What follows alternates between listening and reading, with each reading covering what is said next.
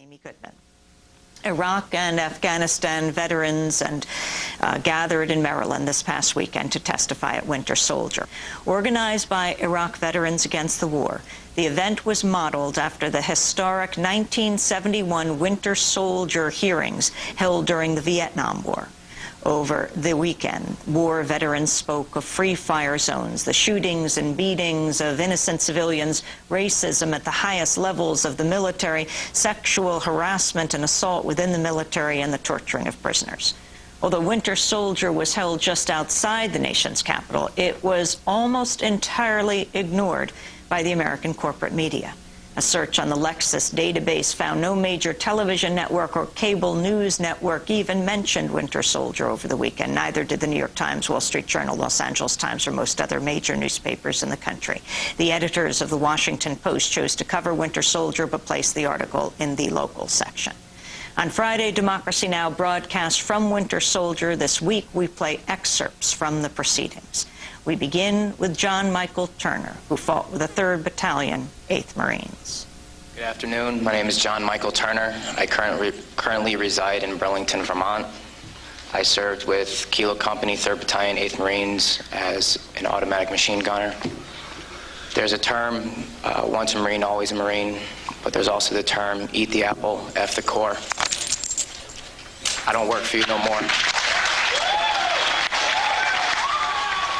That was John Michael Turner stripping his medals and ribbons from his chest and throwing them into the audience to the applause of attendees at Winter Soldier. Turner then went on to describe some of his time in Iraq. On April 18th, 2006, I had my first confirmed kill. This man was innocent. I don't know his name. I called him the Fat Man. He was walking back to his house, and I shot him in front of his friend and his father. The first round didn't kill him after I had hit him up here in his neck area. And afterwards he started screaming and looked right into my eyes. So I looked at my friend who I was on post with, and I said, well, I can't let that happen. So I took another shot and took him out. He was then carried away by the rest of his family. It took 7 people to carry his body away. We were all congratulated after we had our first kills, and that happened to have been mine. My company commander personally congratulated me, as he did everyone else in our company. This is the same individual who had stated that whoever gets their first kill by stabbing them to death will get a 4-day pass when we return from Iraq.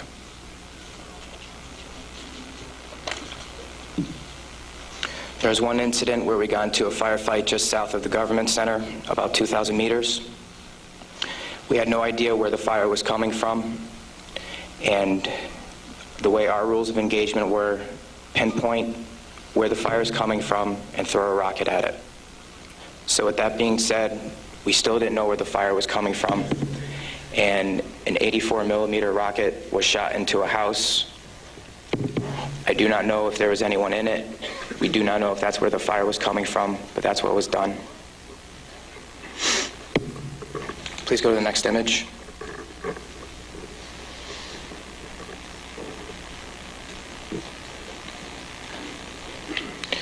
This man right here was my 3rd confirmed kill. As you can see, he was riding his bicycle. Later on in the day, we went ahead and we had CBS Laura Logan with us, but she was with the other squad. And so she wasn't with us, so myself and 2 other people went ahead and took out some individuals because we were excited about the firefight we had just gotten into, and we didn't have a cameraman or woman with us. With that being said, anytime we did have embedded reporters with us, our actions would change drastically. We never acted the same. We were always on key with everything, did everything by the books. The man on the bicycle, he was left in the street for about 10 minutes until we realized that we needed to leave where we were. And his body was dragged about 10 feet to the right of him, where his body was thrown behind a rock wall, and his bicycle was thrown on top of him.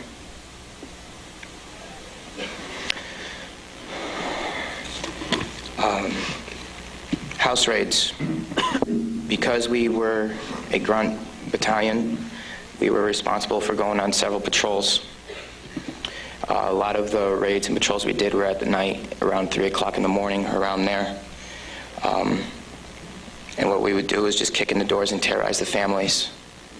That was an image taken around 3 o'clock in the morning through night vision goggles. And that is the segregation of the women and children and the men. If the men of the household were giving us problems, we'd go ahead and take care of them any way we felt necessary, whether it be choking them or slamming their head against the walls. If you go back to that one picture, that was one man that wasn't taken, that was taken care of in a very bad way. Because of all the wiring that he had, it would be considered IED making material. I'll talk about this one. This is after one of the guys in a weapons company had gotten shot. This is a way that we would take out our aggression.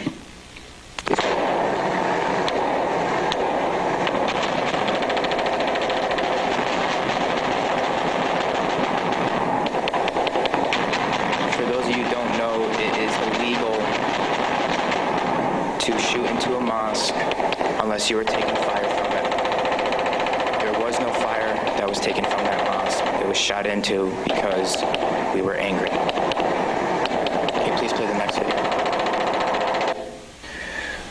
With that being said, there's many more stories and incidents for me to talk about, although we don't have the time to. But this just goes to show you that that was the after effect of the tank round. This just goes to show you that everyone sitting up here has these stories, and there's been over 1 million troops that have gone in and out of Iraq. So the possibilities are endless. Next image, please.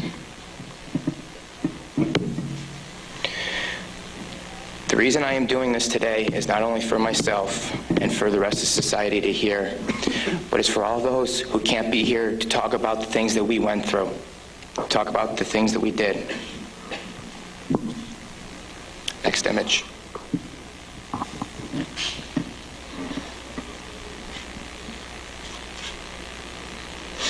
Those 4 crosses and this memorial service were for the 5 guys in Kilo Company, 3rd Battalion, 8th Marines that we lost. Throughout our unit, we had 18 that got killed.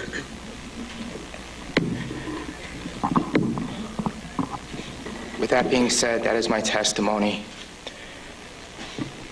I just want to say that I am sorry for the hate and destruction that I've inflicted on innocent people, and I'm sorry for the hate and destruction that others have inflicted on innocent people. At one point, it was okay, but reality has shown that it's not, and that this is happening, and that until people hear about what is going on with this war, it will continue to happen and people will continue to die. I am sorry for the things that I did. I am no longer the monster that I once was. Thank you. Former Marine Jon Michael Turner fought with the 3rd Battalion, 8th Marines. The videos and photos the soldiers showed can be seen at our website, democracynow.org. This is Democracy Now! We'll be back in a minute.